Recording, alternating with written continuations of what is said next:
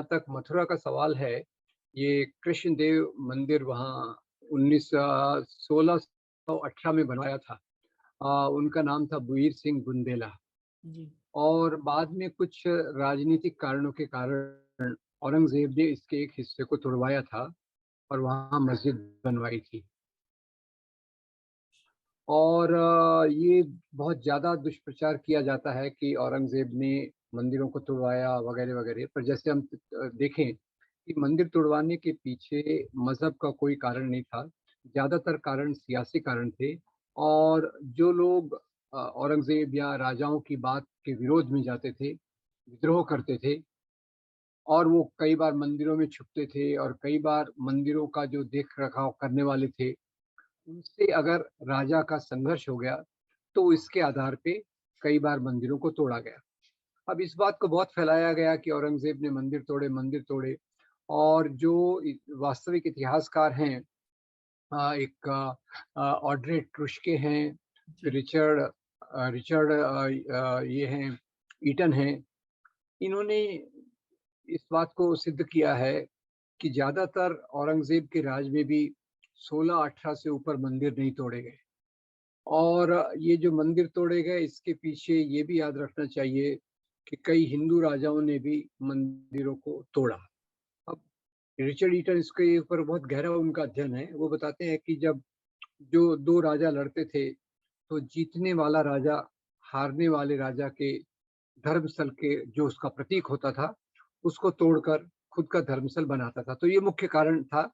और औरंगज़ेब ने भी जो विश्वनाथ के मंदिर को तोड़ा, उसके पीछे तो डॉक्टर पट्टाभी सीतारामैया और भी कुछ उनका बात बताते हैं कि वहाँ कुछ अनैतिक, इमोरल काम चल रहे थे।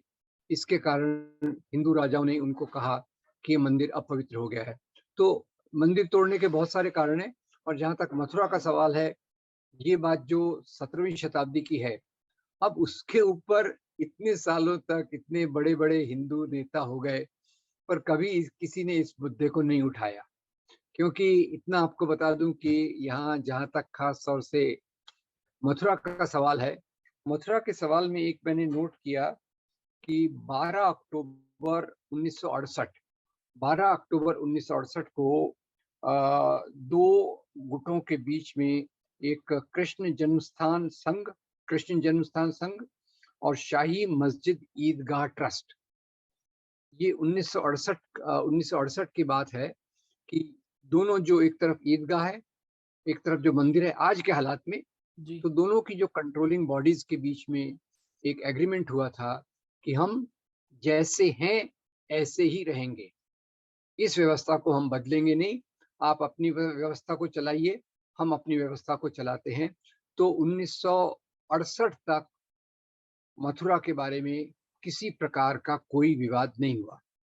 अब होता क्या है, 1984 में विश्व हिंदू परिषद एक प्रस्ताव पास करती है बाबरी मस्जिद के बारे में। फिर 1986 में वो प्रस्ताव पास करती है कि ये जो काशी का है और मथुरा का है, यहाँ भगवान कृष्ण और शिव, इनके मंदिरों को हम व्यापक करेंगे। तो ये जो इसके पीछे का इतिहास बहुत सरल है। और इतना आपको भी बता दूं कि 1991 में places of religious worship act ji. 1991 में आया था, बाबरी मस्जिद को शहादत के थोड़े दिनों पहले। और इसके अनुसार ये बात कही गई थी कि जो भी धार्मिक स्थल हैं, उनको बदला नहीं जाएगा। 15 अगस्त 1947 में जिस प्रकार की परिस्थिति थी, उसी प्रकार की परिस्थिति को मेंटेन किया जाएगा। ये 1991 का कानून अभी भी वो जारी है। पर अब हुआ क्या कि अब कानून एक तरफ है और राजनीति दूसरी तरफ है। जिन लोगों ने बाबरी मस्जिद को शहीद किया, उसी के साथ-साथ उन्होंने देखा कि मंदिर के चारों तरफ तो बहुत राजनीति कर सकते हैं। इस राजनीति से हमारी चुनावी ताकत बढ़ सकती है। तो उसके चलते बाबरी मस्जिद के बाद, जैसे आपने देखा होगा, पूरा जो राम जन्मभूमि आंदोलन के नाम पे चला, उसी के साथ-साथ सांप्रदायिक पार्टी का पावर, चुनावी सत्ता बढ़ती गई। और ये दोनों समांतर पैरेलल चलते हैं। एक तरफ से राम मंदिर का आंदोलन, दूसरी तरफ से सांप्रदायिक पार्टी का मजबूत होना। तो ये इसके पीछे की पृष्ठभूमि है।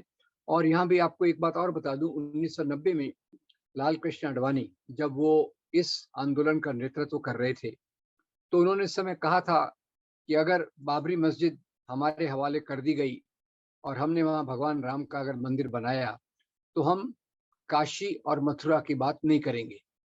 ये आडवाणी जी ने 1990 में कहा। पर जब थे 6 दिसंबर 1992 को मस्जिद को तोड़ा जा रहा था, तब दूसरा नारा दिया जा रहा था। वो नारा था, ये तो केवल झांकी है, काशी मथुरा बाकी है। ये उस समय एक नारा दिया गया, जिसके स्पष्ट उद्देश्य था कि मंदिर की राजनीति से हमको चुनावी फायदा होता है और उसको हम पूरी तौर से भुनाएंगे। ये उस समय भी उसके बारे में उनकी स्पष्टता थी। अब आज जिस बात को करीब 30 साल होने को आ रहे हैं, इतने दिनों तक मथुरा के बारे में भी कोई बात नहीं चली, कोई मुद्दा नहीं उठाया गया, काशी के बारे में भी मुद्दा नहीं उठाया गया, क्योंकि जो ध्रुवीकरण बाबरी मस्जिद के कारण हुआ, गाय के नाम पर हुआ, लव जिहाद के नाम पे हुआ, वो चलता रहा। अब चुनाव आ रहे हैं, उत्तर प्रदेश में चुनाव आ रहे हैं, उसके बाद पूरे भारत में चुनाव आ रहे हैं, और ये चुनाव भाजपा के लिए बहुत महत्वपूर्ण है, क्योंकि आज इनकी लोकप्रियता एकदम गिर रही है। जिस प्रकार से महंगाई बढ़ रही है, नौकरियों की कमी हो रही है, किसानों की समस्या अभी भी सुलझी नहीं है, बेरोजगारी बढ़ रही है, और कीमत चीज़ों की कीमतें बढ़ रही हैं, उसके कारण इनकी लोकप्रियता गिर रही है। और लगातार सर्वे बता रहे हैं कि लोग इनके साथ जाने के लिए अब तैयार नहीं हैं। तो उस समय फिर से ये शगुफा छोड़ा जा रहा है मथुरा के नाम पर और काशी के नाम पे, ताकि जिस प्रकार से ध्रुवीकरण इन्होंने बाबरी मस्जिद को तोड़ के किया, उसी प्रकार का ध्रुवीकरण ये यहाँ कर लें। अब इन दो चीज़ों में बात थोड़ा अलग है, बाबरी मस्जिद से अलग है, क्योंकि बाबरी मस्जिद जब तोड़ी गई, वहाँ बाजू में कोई मंदिर तो था नहीं। जी। अब वो केवल एक मनगढ़ंत कहानी है। और सुप्रीम कोर्ट ने यहाँ तक फैसला दिया था कि बाबरी मस्जिद को जो गिराया गया, वो एक अपराध था। ये सुप्रीम कोर्ट ने इस बात को माना। अब यहाँ क्या है, इन दोनों जगहों पर मस्जिद भी है और मंदिर भी है। तो ये मुद्दा और भी ज़्यादा खतरनाक रूप ले सकता है, और इसका राजनीतिक लाभ उठाने के लिए इस मुद्दे को, जैसे आपने बताया कि उप मुख्यमंत्री एक प्रकार का ट्वीट कर रहे हैं, मुख्यमंत्री फूल बरसाने की बात कर रहे हैं। तो जैसे अगर एक प्रदेश का मुख्यमंत्री कहे कि कार सेवकों पर पहले गोलियां बरसाई गई, अब फूल बरसाए जाएंगे। सुप्रीम कोर्ट ने तो कहा है कि ये जो पूरी कार सेवा थी, ये एक अपराध था। तो अब मुख्यमंत्री उस प्रकार के अपराध को एक रिवॉर्ड देने की बात कर रहे हैं, उसको एक इनाम देने की बात कर रहे हैं। एक प्रकार से लोगों को इशारा कर रहे हैं कि हमें उसी प्रकार के रास्ते पर जाना है, जो मेरे मेरे ख्याल से भारतीय संविधान के मूल्यों के पूरी रूप से विरोध में है। क्योंकि सर एक तरफ से तो लगातार देखा जा रहा है जो बयानबाजियां चल रही हैं, क्योंकि उस दौरान हमने ये देखा था कि जब बाबरी मस्जिद का वर्डिक आया था, तब तमाम लोग जो हैं, जब मस्जिद के लिए जगह का ऐलान कर दिया गया था सुप्रीम कोर्ट के द्वारा, तब तमाम बुद्धिजीवी जो हैं, तमाम राजनीतिक पार्टियां जो हैं, वो ये सलाह देती हुई दिखाई दे रही थी कि जो मुसलमानों को जगह दी जा रही है उस पर कुछ हॉस्पिटल बनाने देनी चाहिए, उस पर विद्यालय बना देना चाहिए, मस्जिद नहीं बनानी चाहिए। पर इतना बड़ा ऐलान हो गया, तमाम लोग भी पूरी तरीके से खामोश बैठे हुए हैं। आखिरकार इस खामोशी का कारण क्या है लोगों का? देखिए, लोगों की खामोशी का कारण तो बहुत क्लियर है, बहुत स्पष्ट है। खामोशी इसलिए है कि बाबरी मस्जिद के बारे में पूरी संघर्ष समिति बनी, इतिहासकारों ने बिल्कुल निष्पक्ष राय दी कि, और सुप्रीम कोर्ट ने भी माना कि इस बात का कोई सबूत नहीं है कि वहाँ पहले मंदिर था। इस बात का कोई सबूत नहीं है कि भगवान राम का जन्म वहीं हुआ। इसके उलट एक और भी बात मैं जोड़ दूं कि जब अभी खुदाई चल रही थी, तो वहाँ बुद्ध विहार के कुछ अवशेष मिले। वो खैर अलग बात है। पर लोग चुप इसलिए हैं कि खास तौर से इनके सत्ता में आने के बाद जिस प्रकार की चीज़ें हुई हैं, वो सीएए का मामला हो, दिल्ली के दंगों का मामला हो, गाय के नाम पर, बीफ के नाम पर लिंचिंग का मामला हो, एक प्रकार से अल्पसंख्यकों के मन में एक डर-सा बैठ गया है कि हम अपनी बातों को करेंगे और अपने अधिकारों की बात करेंगे, तो उल्टे ही हम पर और किसी प्रकार से अत्याचार होंगे। जो धर्मनिरपेक्ष आवाज़ें हैं, वो भी चाहती हैं कि ऐसे मुद्दों को पनपने न दिया जाए। ये एक तरफ से एक तरफ़ा उठते हैं और एक तरफ़ा अगर ख़त्म हो जाएँ, तो समाज का बेहतर फ़ायदा होगा। क्योंकि बाबरी मस्जिद का देख लिया, इससे बड़ा नुकसान देश का हो नहीं सकता था। तो ऐसे मुद्दों पर हम अपना दिमाग लगाकर उसमें जाएँगे, तो फिर से वही गरमा-गरमी, गहमा-गहमी में क्या होगा, कहा नहीं जा सकता। क्योंकि अभी तो इनके पास सेंटर में भी पावर है, स्टेट में भी पावर है। पॉलिटिकली राजनीतिक रूप से ये पहले से बहुत मजबूत हो गए हैं। तो ऐसे समय पे तो मेरे ख्याल से हमने केवल बात करना चाहिए अपने रोजी-रोटी के बारे में, नौकरी के बारे में, कृषि के सवालों के बारे में, स्वास्थ्य के बारे में, उन्हीं मुद्दों पर केंद्रित रहना मेरे ख्याल से ज़्यादा उचित होगा। सर एक आखिरी सवाल आपसे लेना चाहेंगे क्योंकि हमने लगातार देखा है जैसे कि सीए का जिक्र आपने किया, 370 भी हुई, धारा 144 लागू कर दी जाती है। कोई भी अगर विपक्ष की तरफ से ऐलान कर दिया जाए या आम नागरिक की तरफ से ऐलान हो कि हम इस दिन पर एक प्रोटेस्ट आयोजन करने जा रहे हैं, धारा 144 लागू हो जाती है, तमाम लोगों को गिरफ्तार कर जेल की सलाखों के पीछे डाल दिया जाता है, यूएपीए लगा दिया जाता है। पर मथुरा में हिंदू महासभा द्वारा इतना बड़ा ऐलान कर दिया गया, धारा 144 भी लागू कर दी गई है, पर जिन्होंने ऐलान किया उन्हीं की गिरफ्तारी नहीं हुई है। तो कैसे देख रहे हैं इन चीजों को कि पुलिस प्रशासन भी कहीं ना कहीं खामोश बैठ करके उन लोगों को बढ़ावा देने का काम कर रहा है? देखिए, पुलिस प्रशासन में निष्पक्षता ये बहुत ज़रूरी है, होना चाहिए। पर पिछले कुछ समय से देख रहे हैं कि पुलिस अपने राजनीतिक आकाओं की तरफ देखकर फैसले करते हैं।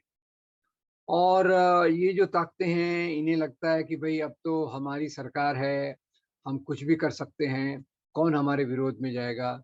इसलिए पुलिस भी थोड़ा-सा जो रवैया लेती है, वो उतना निष्पक्ष रवैया नहीं है, जितना कि एक हमारे संविधान हमको बताता है करने के लिए, उस प्रकार से उतना निष्पक्ष नहीं है। और सांप्रदायिक ताकतों का ये एक मजबूत होने का रास्ता है, मजबूत होने का तरीका है। तो इसलिए वो हमें उसी प्रकार से समझना पड़ेगा कि हमें अपने जन आंदोलन को मजबूत करना पड़ेगा।